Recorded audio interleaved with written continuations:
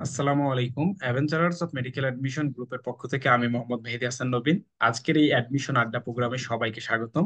আজকের অ্যাডমিশন আড্ডা প্রোগ্রামের নতুন অতিথি আমাদের স্টুডেন্ট রুমানা হাসান। সে এবারের মেডিকেল ভর্তি পরীক্ষায় চট্টগ্রাম মেডিকেল কলেজে চান্স পেয়েছে। সে সেকেন্ড টাইমার হিসেবে 5 মার্ক কেটেই চান্স পেয়েছে। পরবর্তীতে মাইগ্রেশনের মাধ্যমে এখন সে শেরে বাংলা মেডিকেল কলেজ বরিশালে চান্স পেয়েছে। তো আমরা তার অ্যাডমিশন জার্নি নিয়ে কথা বলবো। এগুলো সে কিভাবে পড়াশোনা করছে, সেকেন্ড টাইম কিভাবে পড়াশোনা করছে, ফার্স্ট টাইমে কি কি কারণে চান্স পেল না, এবং সে কৃষি ভার্সিটিতেও পরীক্ষা দিয়ে 10ম স্থান অধিকার করেছে, কিভাবে সে মেডিকেল প্রিপারেশন নিয়েই কৃষি ভার্সিটিতে 10ম স্থান অধিকার করলো, এগুলো সবকিছু নিয়ে আজকের এই ভিডিওতে আমরা কথা বলবো। তো আমরা চলে যাচ্ছি রোমানা হাসানের কাছে। রোমানা, আমার কথা শুনতে পাচ্ছ? জি ভাইয়া, শোনা যাচ্ছে এখন। আচ্ছা। রোমানার আসলে এখন অবস্থা অনেক ভালো যাচ্ছে, দিনকাল অনেক ভালো। এবারের ঈদটা অনেক ভালো কাটবে ইনশাল্লাহ। গতবারের ঈদটা ইনশাল্লাহ। একটু হলেও সমস্যা হয়েছিল, আশা করি এবারের ঈদটা তোমার ভালো কাটবে। তো তোমার প্রথমেই আমরা পরিচয় নিয়ে নেই, তুমি আসলে কোন কলেজ থেকে পড়াশোনা করছো এবং ম্যাট্রিক পাস করছো কোন স্কুল থেকে? আচ্ছা, আমার হচ্ছে গিয়ে স্কুল ছিল বরিশাল সরকারি বালিকা উচ্চ বিদ্যালয়, আর কলেজ হচ্ছে বরিশাল সরকারি মহিলা কলেজ। আচ্ছা, বরিশাল সরকারি মহিলা কলেজ থেকে সে এইচএসসি পড়াশোনা করছে। এখন ফার্স্ট টাইমে চান্স না পাওয়ার দুইটা কারণ বলবে, যে যেই দুইটা কারণে, মেজর কারণে তুমি আসলে চান্স পাও না। আচ্ছা ভাইয়া, ফার্স্ট টাইমে হচ্ছে গিয়ে দেখা গেছে যে আমার কোশ্চেন সলভ যতটা করা উচিত ছিল অতটা আমি কোশ্চেন সলভ করি নাই। এবং হচ্ছে জিকে ইংলিশ, মানে স্পেশালি ইংলিশটাতে হচ্ছে আমি বেশি এফোর্ট দেই নাই। আর হচ্ছে গিয়ে অনুশীলনের যে অবজেক্টিভ গুলা ওগুলা হচ্ছে আমার ঠিক মতো সলভ করা ছিল না, যার কারণে আমি অনেক ইজি জিনিস ভুল করছি। আচ্ছা, তো এখানে একটা সতর্ক বার্তা, যে মেডিকেল পরীক্ষা দিতে চাইলে এখন থেকে অনুশীলনের প্রশ্ন 100% পড়ে আসতে হবে, না হলে সেকেন্ড টাইম হও আর ফার্স্ট টাইম হও, পরীক্ষা দিতে পারবা না, এমন একটা অবস্থায় চলে আসছে। তো হ্যাঁ। আমরা চলে যাই যে ফার্স্ট টাইমে তুমি মেডিকেল পরীক্ষায় চান্স পাও নাই, ডেন্টাল পরীক্ষায় চান্স পাও নাই, আবার কৃষি ভার্সিটিতে চান্স পাইছো। কৃষি ভার্সিটিতে তুমি 10ম স্থান অধিকার করছো। তো মেডিকেল প্রিপারেশন নিয়ে কৃষি ভার্সিটিতে আবার 10ম। এই ব্যাপারে তুমি আমাকে, বায়োলজিটা তো মেডিকেল দিয়ে কাভার করছো, তুমি আমাকে একটু ফিজিক্স আর কেমিস্ট্রির ব্যাপারে বলবে। তারপর আমরা ম্যাথের ব্যাপারে শুনবো, যে ফিজিক্স আর ম্যাথের প্রস্তুতি আচ্ছা বায়োলজি মানে তুমি কিভাবে নিছো। ভাইয়া, এখানে হচ্ছে আমি কেমিস্ট্রিটা যেভাবে করছিলাম, আমি হচ্ছে মেডিকেলের জন্য আমার যেটা কেমিস্ট্রি পড়া ছিল, মানে মেডিকেলে না হওয়ার পরে যখন ডেন্টালেও দেখলাম যে হলো না, সেক্ষেত্রে তারপরে আমি আবার হচ্ছে সেকেন্ড টাইম প্রস্তুতি নেওয়া শুরু করলাম, সঙ্গে কৃষির প্রস্তুতিও নিলাম। তো আমি যেটা করলাম যে আমাদের যে অনুশীলনীর যে অবজেক্টিভ গুলো আছে ওগুলা হচ্ছে বারবার করতে থাকলাম। ছোট ছোট যে ম্যাথ ওগুলা করতে থাকলাম, আর হচ্ছে কোশ্চেন ব্যাংকে কেমিস্ট্রি আগের বছরগুলোতে কোথা থেকে কি কোশ্চেন আসছে বা এগ্রিতে হচ্ছে কি মানে কোন কোন এক্সট্রা ইনফো গুলা লাগে ওইটা হচ্ছে কি ওই কোশ্চেন ব্যাংক থেকে দাগ দিয়ে পড়তে থাকলাম। আচ্ছা, তাহলে প্রিভিয়াস ইয়ারের কোশ্চেন খুব ভালোভাবে দেখে টাইপ বুঝে পড়াশোনা শুরু করছিলা।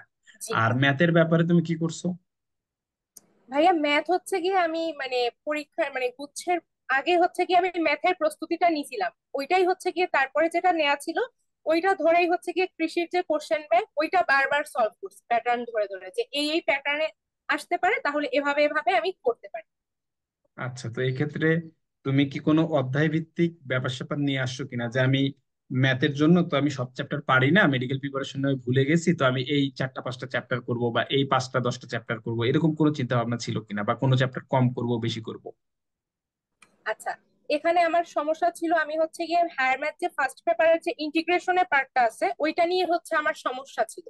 তো সেক্ষেত্রে আমি ওইটাকে হচ্ছে আমি বাকি যেগুলো ভালো পারি ওইগুলা হচ্ছে আমি বারবার পড়ছিলাম, আর এটা দিয়ে ভাবছিলাম যে বেসিক যে সূত্রগুলো পারি ওইগুলো দিয়ে যদি আসে আমি সলভ মানে অ্যান্সার করব, আর না হলে মানে আমি আন্দাজে দাগ দিয়ে ভুল করব না। আচ্ছা, আন্দাজে দাগ দিয়ে না, মানে আন্দাজে দাগাবা না তুমি, এই তো। তো এইভাবে জি যখন তোমার আসলে 10ম চলে আসলো, এই জিনিসটা আসলে কেমন তোমার কাছে লাগছে, যে আসলে আমি তো পরীক্ষা এমন দিলাম, আবার ম্যাথে তো সবগুলাই দাগাই নাই, তো সব মিলিয়ে আসলে 10ম কিভাবে আসলে আসা যায়, এই ব্যাপারে তোমার কি অনুভূতিটা ছিল? ভাইয়া, আমি যেটা হচ্ছে পরীক্ষা দেওয়ার পর মার্কস হিসাব করছি, সেক্ষেত্রে আমি দেখলাম ওই যে বায়োলজি কেমিস্ট্রি ইংলিশ ওই 50-এ আমি হচ্ছে 54 পাইছিলাম। মানে এই ওই সাইডটা সাইটে, হচ্ছে গিয়ে ওখানে হ্যাঁ 60 হ্যাঁ মার্ক ওই হ্যাঁ, সাইটে। ওই ওই সাইডে হচ্ছে আমার 54 আসছিল, আর বাকি যে মার্কসটা আমি টোটাল 75 পাইছিলাম। আর হুম। বাকি 21 হচ্ছে কি আমি ম্যাথ আর হচ্ছে ফিজিক্স থেকে পাইছি। আচ্ছা, ঠিক আছে। ম্যাথ আর ফিজিক্স থেকে পাইছো, আচ্ছা ঠিক আছে। তো তারপরেও এটা একটা আসলে অবাক করার মতো বিষয় আমাদের কাছে, যে আমরা মেডিকেল প্রিপারেশন নিয়ে কিভাবে ওটার মধ্যে আবার প্লেস হয়ে যাচ্ছে, হ্যাঁ, ওটার মধ্যে আবার 10ম হওয়া তো আসলে কষ্ট। যারা এই ভিডিওটা দেখবে তারা এই ইতিহাসের সাক্ষী হয়ে থাকার সুযোগ পাবে এবং তারাও এই পরামর্শগুলো গ্রহণ করতে পারবে ইনশাল্লাহ। তো আমরা চলে যাই সেকেন্ড টাইম প্রিপারেশনে। সেকেন্ড টাইম প্রিপারেশনে কিছু একটা মানে নিয়ম কানুন থাকে, যেমন আমি চাইছিলাম যে বেশি বেশি এক্সাম দিব। আমি চাইছিলাম যে পড়াশোনা যেভাবে করি আমি তাড়াহুড়া করব না, আমার যেগুলো আমি ভুল করি সেগুলো আমি খাতায় লেখা শুরু করব, তারপরে বলা চলে বন্ধু বান্ধবটা একটু কমাই ফেলবো। এক্ষেত্রে তুমি কি রকম নিয়ম কানুন মানার চেষ্টা করতেছিলা বা কি প্ল্যানটা করতেছিলা আর কি?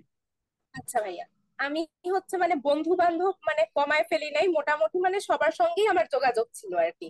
তো আমি যেটা করছি মানে আমি ফার্স্ট টাইমের যে ভুলগুলা ছিল ওইগুলা হচ্ছে আমি বারবার সলভ করার চেষ্টা করছি। মানে রেগুলার হচ্ছে এক্সাম দেওয়ার চেষ্টা করছি, কম পাই বেশি পাই, কোনো পরীক্ষায় কম পেলে যেটা ভুল হয়েছে ওইটা হচ্ছে খাতায় লিখে মুখস্থ করে নিলাম। আবার হচ্ছে কি সপ্তাহের শেষে সবগুলো ভুল যখন একসাথে হলো একটা সপ্তাহের, ওইটা হচ্ছে একবার করে নিলাম যে আমার এখানে এখানে ভুল হয়েছে, এটা এটা আমি সঠিক করে নিলাম।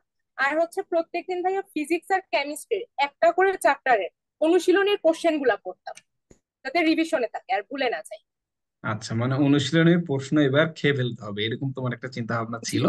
তো এটার ক্ষেত্রে আসলে তুমি সেকেন্ড টাইমে কিরকম ব্যাচের আশা করছো, বা কোনো এক্সাম ব্যাচ বা পেইড কোনো কিছুতে যুক্ত ছিল কিনা, বা কোনো ক্লাস ব্যাচে ভর্তি হওয়ার চিন্তা ভাবনা করছো কিনা? ভাইয়া এবার হচ্ছে গিয়ে আমি মানে ওরকম কোনো পেইড ব্যাচে ছিলাম না, আমি শুধু হচ্ছে গিয়ে মানে সব এক্সাম ব্যাচে ছিলাম, মানে আচ্ছা, সব জায়গায় হচ্ছে এক্সাম আর এক্সাম। বাসায় নিজে পড়ছি। তো এটার ক্ষেত্রে একটু বলো তো, যে অনেকেই সেকেন্ড টাইমে ক্লাস ব্যাচে ভর্তি হতে পারে না, আবার 18-20 হাজার টাকা খরচ করতে চায় না, বা যা পড়তে হবে নিজেকেই পড়তে হবে, এই জিনিসটা বুঝে যায় যে আমার আর নিজের পড়াশোনা ছাড়া আসলে সেকেন্ড টাইমে চান্স পাওয়াটা অনেক বেশি টাফ হয়ে যাবে। তো এটার ক্ষেত্রে এই যে ক্লাস ব্যাচে ভর্তি হওয়া যায় না, এক্সাম ব্যাচে ভর্তি হতে হয়, এক্সাম ব্যাচের রুটিনটাও ভালো হতে হয়, না হলে কিন্তু আসলে হয় না। তো তুমি যে এক্সাম ব্যাচে ছিলা, তো সেই এক্সাম ব্যাচের রুটিন কেমন ছিল? ভাইয়া আমার যে এক্সাম ব্যাচ সেখানে হচ্ছে গিয়ে একসাথে হচ্ছে 3-4টা চ্যাপ্টার, যেটা বড় বড় চ্যাপ্টার থাকে ওগুলো দেয়া হতো না, একটা চ্যাপ্টার দেয়া হতো। আর হচ্ছে গিয়ে আমাদের জিকে আর ইংলিশ ভাগ করা ছিল যে এতটুকু থেকে এতটুকু এটা পড়বা, এটার মধ্যে থেকেই হচ্ছে কোশ্চেন আসবে, আচ্ছা, এরকম ঠিক। ছিল আর কি। আচ্ছা, ঠিক আছে। তো এখানে আরেকটা প্রশ্ন চলে আসে যে তুমি সেকেন্ড টাইম যখন প্রিপারেশন নেওয়া শুরু করছো, তখন কৃষি ভার্সিটি বলো, জিএসটি বলো, এগুলোরও পরীক্ষা থাকে। তুমি কি একেবারে জিএসটি কৃষি এগুলো শেষ করে সেকেন্ড টাইম শুরু করছো, নাকি আগে থেকে একটু একটু করে সেকেন্ড টাইমের প্রিপারেশন শুরু করছো? ভাইয়া আমি যখন ডেন্টালের পরীক্ষা দিলাম, ডেন্টালের রেজাল্টে দেখা গেল আমার পজিশন আসছিল 535, কিন্তু মানে বিভিন্ন কোটার কারণে হয়তো আমার হচ্ছে প্রথম মেরিট লিস্টে আসে নাই। তো হুম, আমি ওয়েটিং এ চলে গেছিলাম, হুম। ওয়েটিং থেকে হচ্ছে আমার শেরেবাংলা মেডিকেলের ডেন্টাল ইউনিটে আসছিল। কিন্তু মানে আচ্ছা, তখন দেখলাম যে আসার পরে মানে তখন চিন্তা ভাবনাটা ছিল যে যদি ডেন্টালে ভর্তি হই আমি, হুম, সেক্ষেত্রে হচ্ছে এটা তো নিয়ম করলো যে 10 কাটবে, আগে ছিল 8। তো হুম। তারপর মানে আমি আর নিলাম না যে 5 কেটে তো শুনি যে অনেকেই চান্স পায়, এখন 8 কেটে বা 10 কেটে হয়তো চান্স পাওয়াটা কঠিন হয়ে যাবে, এই জন্য হচ্ছে আর ডেন্টালে ভর্তি হওয়া হয়নি। আচ্ছা, তার মানে এটাতে একটু কারেকশন আছে যে তোমার মেডিকেলে চান্স হয় নাই, ডেন্টালে চান্স হয়েছিল কিন্তু তুমি ভর্তি হও নাই, তাই তো?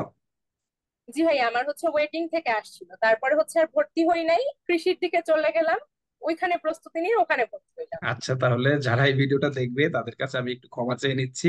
আসলে সমস্যাটা, সে ভর্তি হয় নাই, সে চান্স পাইছে কিন্তু ভর্তি হয় নাই। হ্যাঁ, আসলে ডেন্টালে সে চান্স পাইছিল, তারপরে 8 মার্ক কাটা যাবে এই ভয়ে সে আর ভর্তি হয় নাই। আবার কৃষিতে এত সুন্দর রেজাল্ট, যে কৃষিতে ভর্তি হয়েছিল তো?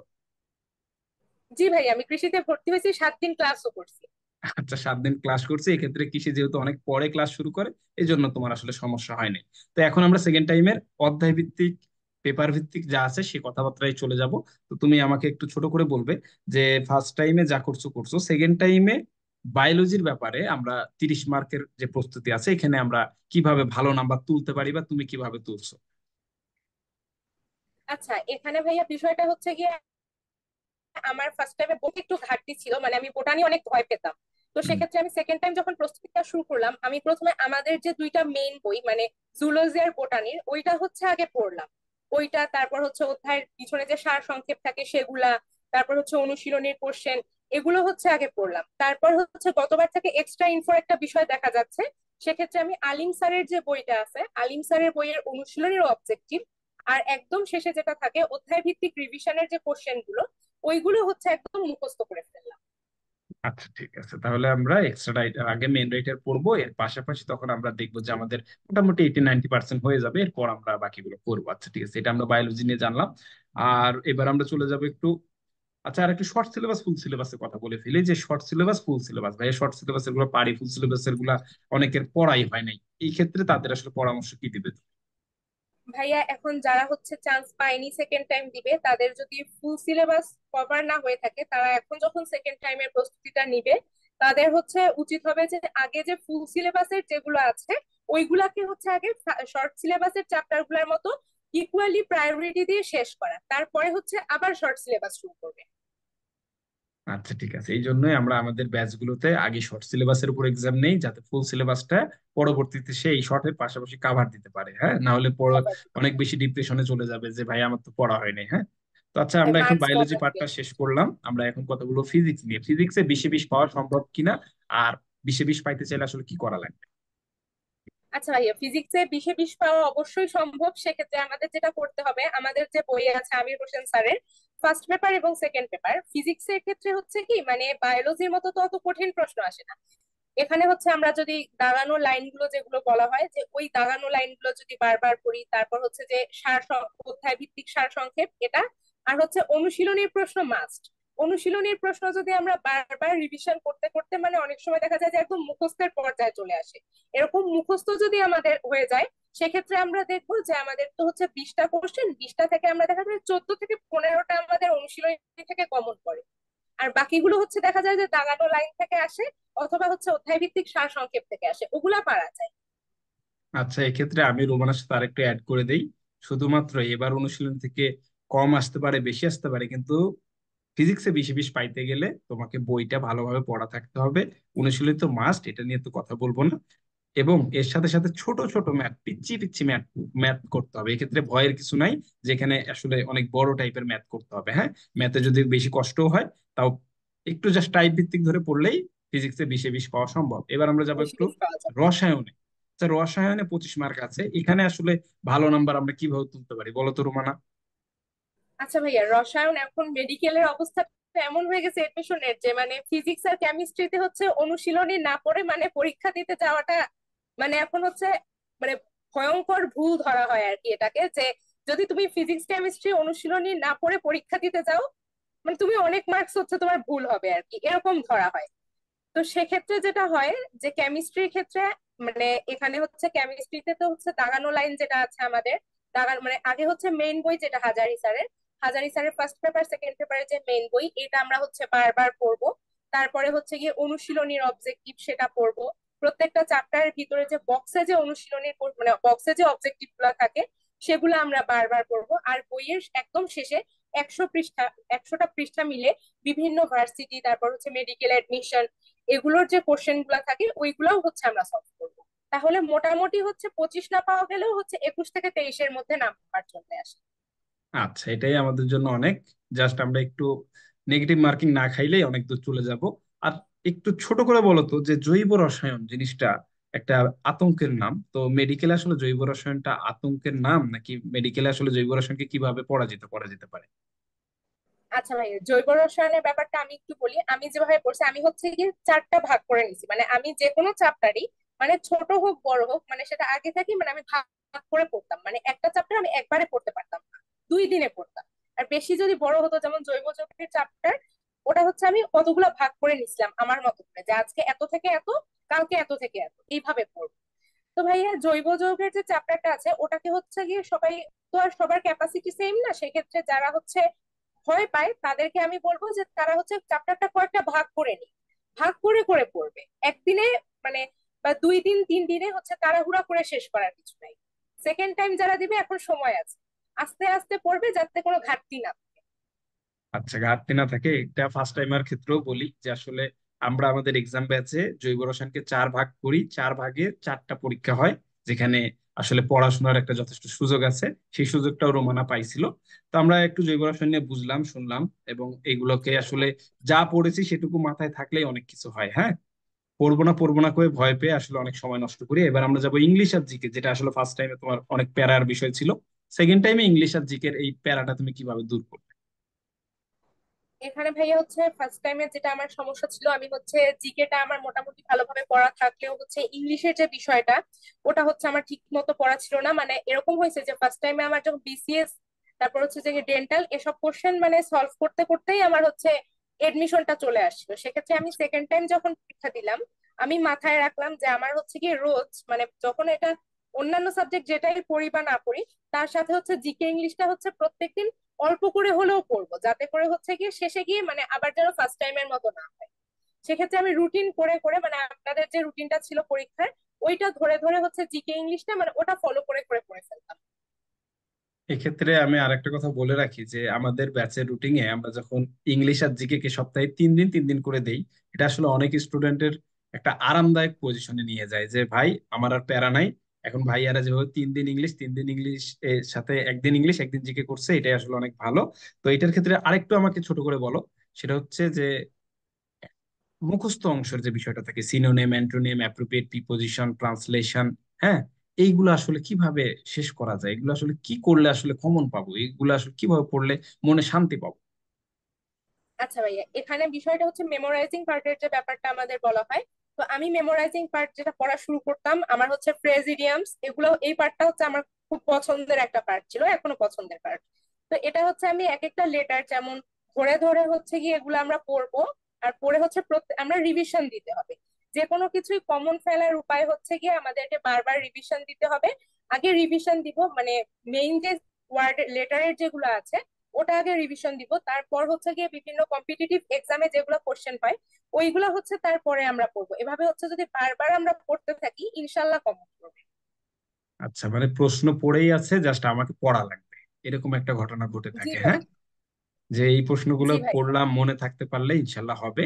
আর এগুলোর জন্য চিন্তা করার কারণ নাই, পড়তে পড়তে মনে হয়ে যাবে। আচ্ছা, এখন আমরা চলে যাব পরীক্ষার 1 মাস আগের গল্পে, যে তুমি সেকেন্ড আচ্ছা টাইমে ভাইয়া। পড়াশোনা পরীক্ষার 1 মাস আগে কিন্তু অনেকখানি গোছানো থাকে, এখন পড়াশোনাকে বারবার রিকল করতে হয় এবং বারবার প্রচুর এক্সাম দিতে হয়, যা করতে হয়। এই ক্ষেত্রে তুমি পরীক্ষার 1 মাস আগে কি প্ল্যানটা নিলে আর কিভাবে আসলে পড়াশোনা করবে?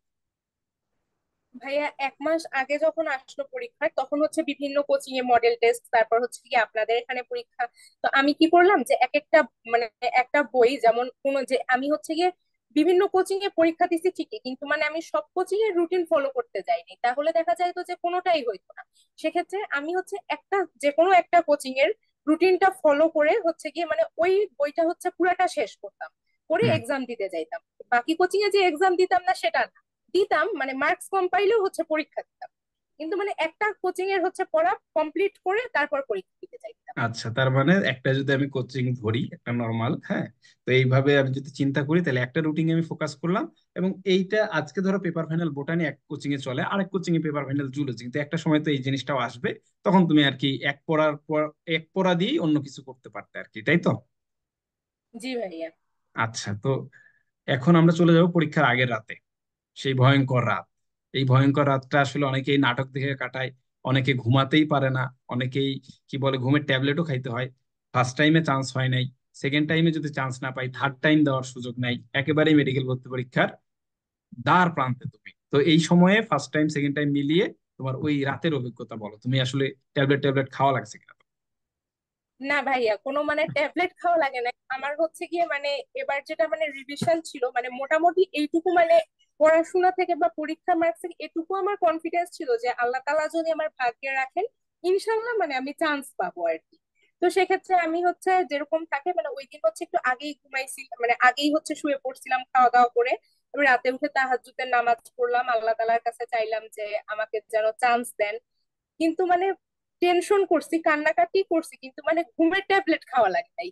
আচ্ছা, একটা সিভিয়ার লেভেলে যাওয়া লাগে না। আচ্ছা, তারপর আমরা চলে যাই পরীক্ষার হলের ঘটনায়, যে পরীক্ষার হল রুম, হ্যাঁ, পরীক্ষা যে যেহেতু পরীক্ষা দিতে পারবে না, 9টার দিকে ঢুকাইলে 10টার দিকে পরীক্ষা, এই 1 ঘন্টা থাকতে হয়। হ্যাঁ, কিভাবে কতখানি দাগাইছো, কি করছো, ফার্স্ট টাইমে কি করলা, সেকেন্ড টাইমে কয়টা দাগাইলা, এ ব্যাপারে তোমার কি অভিজ্ঞতা হয়েছে? আচ্ছা ভাইয়া, আমার হচ্ছে সিট পড়ছিল শেরে বাংলা মেডিকেলের গ্যালারিতে আর কি, গ্যালারি নাম্বার 2-তে সিট পড়ছিল। তো আমাদের তো বলেই দিচ্ছে যে 9:30টার পরে হচ্ছে আর ঢুকতে পারবে না। সেক্ষেত্রে আমি হচ্ছে মোটামুটি দেখা গেল 9টার দিকেই আমি হচ্ছে আমার হল যেখানে সেখানে চলে গেলাম, তারপর হচ্ছে গিয়ে বাবা মার থেকে দোয়া নিয়ে ঢুকে পড়লাম হলে।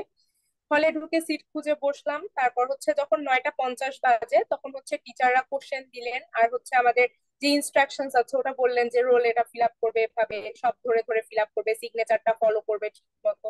তো এভাবে হচ্ছে সব করার পরে হচ্ছে যখন কোশ্চেন দিল, দেওয়ার পরে আমার যেমন ফার্স্ট টাইমে যেটা হয়েছিল যে মানে আমি প্রচুর প্যানিকড হয়ে গেছিলাম কোশ্চেন দেখে, যে এত কঠিন কোশ্চেন, আমি চান্স পাবো না। কিন্তু এবার ভাইয়া হচ্ছে আমি কোশ্চেন দেখার পরে দেখলাম যে প্রথম দিকে আমি মানে প্রথম যে 10টা কোশ্চেন তার মধ্যে আমি 7টা অ্যান্সার করতে পারছিলাম।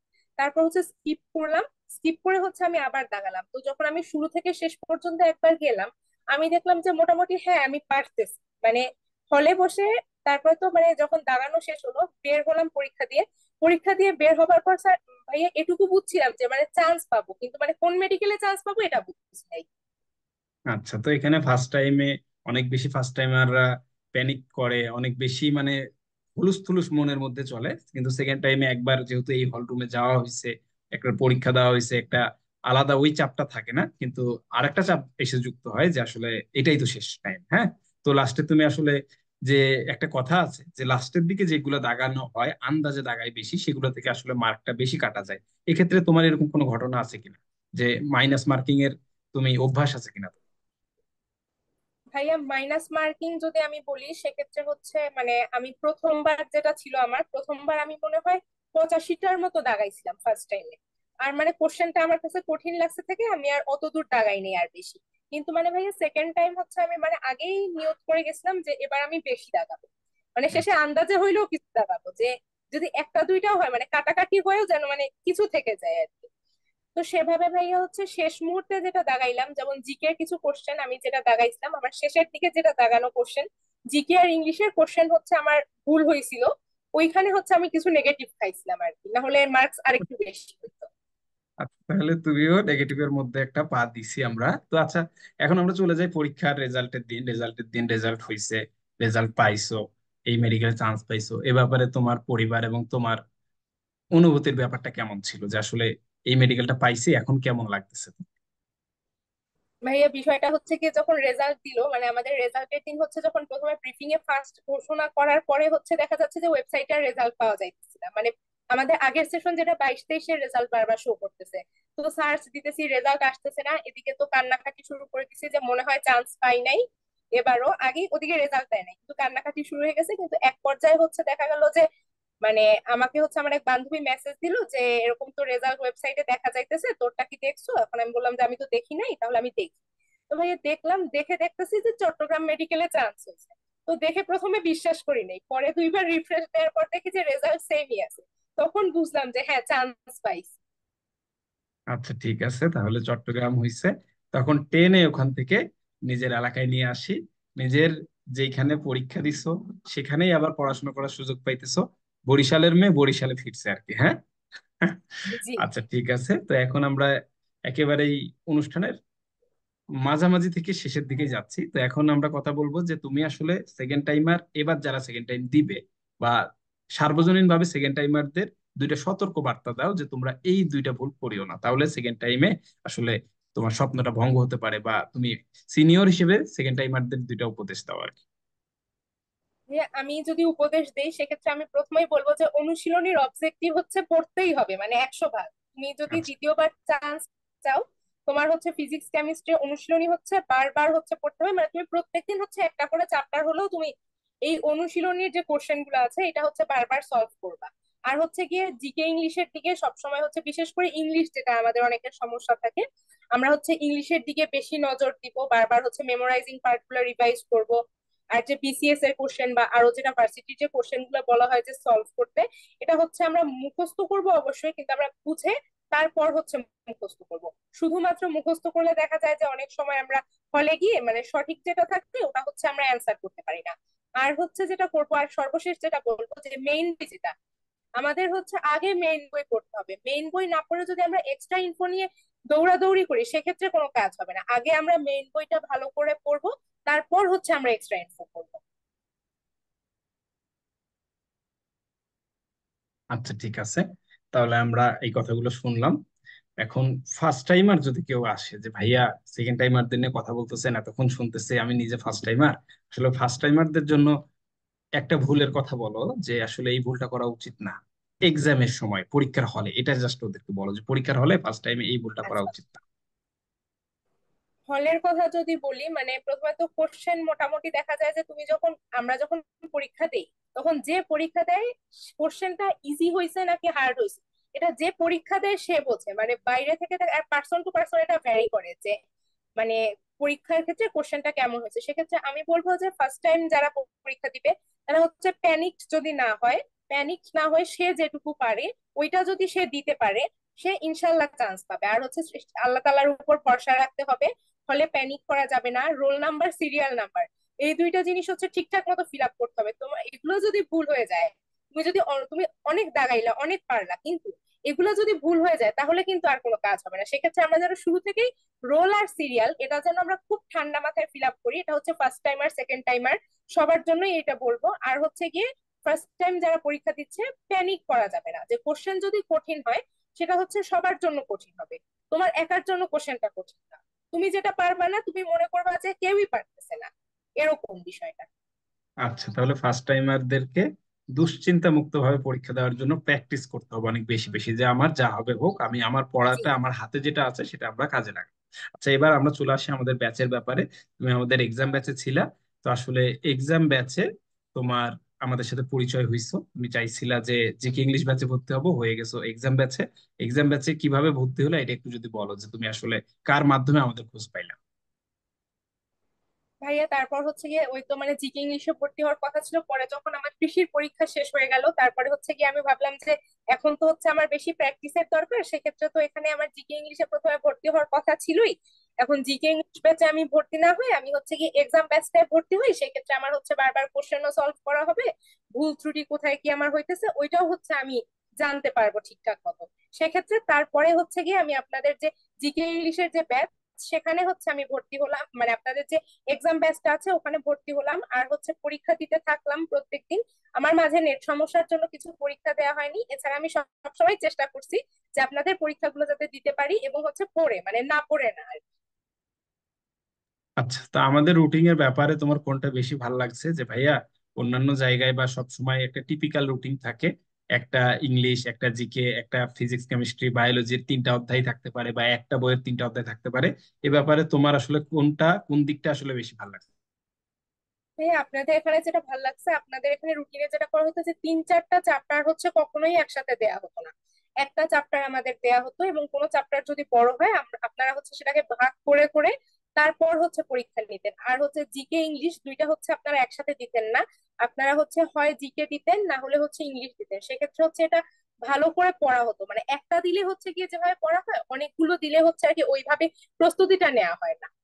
মানে সুপারফিশিয়াল ভাবে আমরা পড়ে হয়তো পরীক্ষা দেই, কিন্তু পরে মানে ওইটা আর হচ্ছে মেমোরিতে লাস্টিং করে না। আচ্ছা, এটাই কথা, যে আসলে তুমি অতি দ্রুত শেষ করি, আমার তো আসলে লাভ নাই, তোমাকে তো থার্ড টাইম দেওয়াবো না, যে আসলে তুমি সেকেন্ড টাইমে চান্স না পাইলেও তোমার একটা ব্যাকআপ আছে। তো এটার জন্য আসলে তুমি চেষ্টা করছো, আল্লাহ তাআলা তোমার এই জার্নিতে সম্পূর্ণ কৃতিত্বই তোমার। আমি বা আমার টিম বা আমরা যারা আছি তারা সাথে তোমাকে গাইডলাইন দেওয়ার চেষ্টা করছি। তো এখন আমরা একেবারে শেষ পর্যায়ে চলে আসছি অনুষ্ঠানের। তো সেখানে আমরা ওর জন্য দোয়া চাইবো, এবং আমি এবারের রুটিনটা একটু ওকে দেখাবো যে আসলে এবার আমাদের প্ল্যানটা কি। এবার আসলে তোমাদের এই রুটিনটাকে আমরা 4 ভাগ করছি, এবং 4 বারে আমরা পরীক্ষা নিব। এটার ক্ষেত্রে তুমি দেখো যে ফেজ এটা চলবে 3 মাস। ফেজ এটা চলবে 3 মাস। এখানে দেখো, শনিবারে বোটানি ফার্স্ট পেপার, মানে বায়োলজি ফার্স্ট পেপার, তারপরে জুলজি, তারপরে ফিজিক্স 2 দিন, তারপরে রসায়ন। এইভাবে সপ্তাহে 6 দিন 6টা বইয়ের উপর পরীক্ষা চলবে, এবং একটা একটা অধ্যায় করে, আর রসায়ন হাফ করে, এবং একদিন ইংলিশ একদিন জিকে। এই রুটিনের সাথে তুমি পরিচিত, তাই তো? তো এরপরে জি ভাইয়া, এই রুটিনের এরপরে সাথে আমি করছি। আর এরপরে এক্সাম। আবার ফেজ বি তে আমরা 1 মাসের এক্সাম নেব। 1 মাসে আবার এক্সাম হবে। এটাতে আমাদের থাকবে 2 অধ্যায় করে, সবগুলো 2টা অধ্যায়। আর রসায়ন বড়, তাই রসায়নকে আলাদা গুরুত্ব দেওয়া হয়েছে, রসায়ন একটা অধ্যায়, বাকিগুলা 2 অধ্যায় করে। একটা। তারপরে এটা রসায়নের ক্ষেত্রে একটা অধ্যায়। আর ইংরেজিকে আবার প্যারামুক্ত ভাবে পড়াশোনা করবে, কোনো সমস্যা নেই। এরপর উইকলি এক্সাম, এটা চলবে 1 মাস, ওটা 3 মাস, এটা 1 মাস। এই 4 মাস যাওয়ার পরে তারপরে আবার আবার এখানে সবাই পেপার ফাইনাল নিবে। এটা আমি মোটামুটি 1 মাস নিব। 1 মাসে এটা কি থাকবে, একটা ব্যাচের কথাই বলতেছি এটা। এখন আমরা হাফ বই করে পরীক্ষা নেব। বোটানি হাফ বই, ফিজিক্স ফার্স্ট পেপার হাফ বই, রসায়ন হাফ বই, আর ইংলিশের গ্রামাটিক্যাল অংশ। এভাবে এটা চলবে। এটা আমরা শনি রবি সম করছি, কিন্তু এটা আসলে একদিন গ্যাপ দিব, শনি সোম বুধ এভাবে আমরা নিব, যাতে স্টুডেন্টের 6টা অধ্যায় পড়তে সময় পাওয়া যায়। আমি জাস্ট ওকে চাপাই দিলে হবে না, যত খারাপই স্টুডেন্ট হোক, যত পড়াশোনায় গ্যাপ থাকুক, সে যাতে কন্টিনিউ করতে পারে। এরপর লাস্টে আমরা ফেজ ডি তে রাখছি, এটা হচ্ছে আমাদের পেপার ফাইনাল আর সাবজেক্ট ফাইনালের অংশ। এভাবে এটা চলতে থাকবে একবার মেডিকেল ভর্তি পরীক্ষার আগ পর্যন্ত। আমি আর স্টুডেন্টকে হাতছাড়া করতে চাইনি, যে ফেজ ওয়ান থেকে ফেজ ডি পর্যন্ত তুমি 4 দফায় আমার কাছে, এর থেকে আর কিভাবে আমি রুটিন করতে পারি, এত সুন্দরভাবে তোমাকে একটা একটা অধ্যায় দিছি, দুইটা দুইটা অধ্যায় দিছি। এটা আসলে আমার এবার সেকেন্ড টাইমের প্ল্যান। এটা তোমার কাছে কেমন লাগলো একটু তুমি আমাকে জানাতে পারো। ভাইয়া এই রুটিনটা যদি কেউ ফলো করে ঠিকঠাক মতো, আর হচ্ছে কি প্রতিদিনের যে ভুল ত্রুটি আছে ওইটা যদি হচ্ছে সে সলভ করে নেয়, তাহলে হচ্ছে এটা তার জন্য অনেকটা হেল্পফুল হবে। আচ্ছা, তো এটা আসলে একটা অব্যর্থ রুটিন এর মতো, যদি আসলে আল্লাহ তাআলা তার কপালে না রাখে আর সে যদি প্রত্যেকটা জিনিস শেষ করতে পারে, এভাবে সে 4 বার যদি পড়তে পারে, তাহলে আসলে চান্স না পাওয়ার কোনো কারণ নাই। তার জন্য আসলে এই জিনিসটা তাদেরকে আমি এভাবে বলে দিছি, যে সেকেন্ড টাইমে চান্স পাইতে গেলে কিভাবে প্রিপারেশন নেবে। প্রথম কথা হচ্ছে ভুলগুলো খাতায় লিখে নিতে হবে, যেগুলোর কারণে চান্স মিস করছে। এরপর অধ্যায় ভিত্তিক পড়াশোনা করতে হবে, অধ্যায়ের প্রত্যেকটা লাইন ভালোভাবে পড়তে হবে। বিগত বছরের প্রশ্নগুলো 100% পারতে হবে, এবং অনুশীলনের প্রশ্ন 100% পারতে হবে। এরপর যে কোনো একটা গাইড ধরে সেটা পড়াশোনা প্র্যাকটিসটা করতে হবে। তারপরে অন্যান্য লেখকের অতিরিক্ত ইনফোগুলা নোট করে রাখতে হবে। প্রতিদিন 1 ঘন্টা করে তোমার পড়া রিভিশন দিতে হবে। আর চাইলে ইংলিশ আর জিকে 30 মিনিট করে পড়া যেতে পারে, এবং অধ্যায় ভিত্তিক এক্সাম দিতে হবে। ওই মার্কশিট বাসায় প্র্যাকটিস করার অভ্যাস থাকলে ভালো। এরপর যেগুলো প্রত্যেকটা পরীক্ষা, আমাদের পরীক্ষাগুলোতে ভুল করবে, সেগুলো আলাদা করে খাতায় লিখে নিবে, এবং প্রতি সপ্তাহের পড়া রিভিশন দিবে। মনে হচ্ছে যে তোমার কথাগুলো এখানে লেখা আছে, তাই না? জি। এটা মনে হচ্ছে না যেই পদ্ধতি তুমি অবলম্বন করছো সেই কথাগুলোই মনে হচ্ছে এখানে লেখা আছে। এবার এখানে স্টুডেন্টদেরকে আমি লেখা। এভাবেই বলছি। আচ্ছা, ঠিক আছে। তো আমরা রোমানের সাথে অনেকক্ষণ কথা বললাম, অনেকক্ষণ ডিসকাস হলো। যদিও আসলে এটা আগে করার কথা ছিল ভিডিওটা, আমরা নানান কারণে, ব্যস্ততার কারণে আসলে করা হয় নাই। তো রোমানের জন্য অনেক অনেক দোয়া রইলো, সে যাতে ভালো মানুষ হতে পারে, এবং তার মধ্যে যে গুণাবলী রয়েছে সেই উত্তম গুণাবলীগুলোর বিকাশ আরো ঘটবে, এবং সে ভালো ডাক্তার হবে, ভালো মানুষ হবে। সব মিলিয়ে তার যে স্বপ্ন যেগুলো রয়েছে সেগুলো যাতে পূরণ করতে পারে, সেজন্য আমরা দোয়া করব। এবং তুমি আমাদের অডিয়েন্স যারা আছে, ছোট ভাই বড় ভাই বা যারাই থাকুক, যারাই এই ভিডিও দেখবে, তাদের প্রতি তোমার কি দোয়া থাকতেছে, বা তুমি তাদের কাছে কি দোয়া চাচ্ছ, সেটা বলে আমরা আমাদের এই অনুষ্ঠানটা শেষ করবো ইনশাআল্লাহ। যারা ভিডিওটা দেখতেছো, আমার সেকেন্ড টাইমার জুনিয়র এবং ফার্স্ট টাইমার যারাই থাকো, তোমাদের জন্য শুভ কামনা থাকবে যে আল্লাহ তাআলা যেন তোমাদের মনের ইচ্ছা পূরণ করে। আর তোমরা হচ্ছে আমার জন্য দোয়া করবা। আর এই যে অ্যাডভেঞ্চারস অফ মেডিকেলের যে পরিবার, তাদের জন্য দোয়া করবা। আর হচ্ছে আমি যেন আমার লক্ষ্য পূরণ করতে পারি, সেই জন্য হচ্ছে দোয়া করবা, আমি যেন ভালো ডাক্তার হতে পারি। আচ্ছা, আল্লাহ তাআলা কবুল করুক রোমানার ইচ্ছাকে। আমরা আজকের মতো এখানেই বিদায় নিচ্ছি। দেখা হবে নতুন কোনো অনুষ্ঠানে, নতুন কোনো পর্বে, এবং নতুন কোনো অতিথিদের নিয়ে। তাদের গল্পগুলো আমরা চেষ্টা করব এভাবেই জুনিয়রদেরকে সাহায্য করার জন্য। রোমানা আমাদের সাথেই আছে, যে কোনো প্রয়োজনে অবশ্যই আমরা রোমানাকে পাবো ইনশাআল্লাহ। সবাইকে অনেক ধন্যবাদ জানিয়ে আজকের মতো এই অনুষ্ঠান এখানে শেষ করছি। আসসালামু আলাইকুম। আসসালামু আলাইকুম ভাইয়া।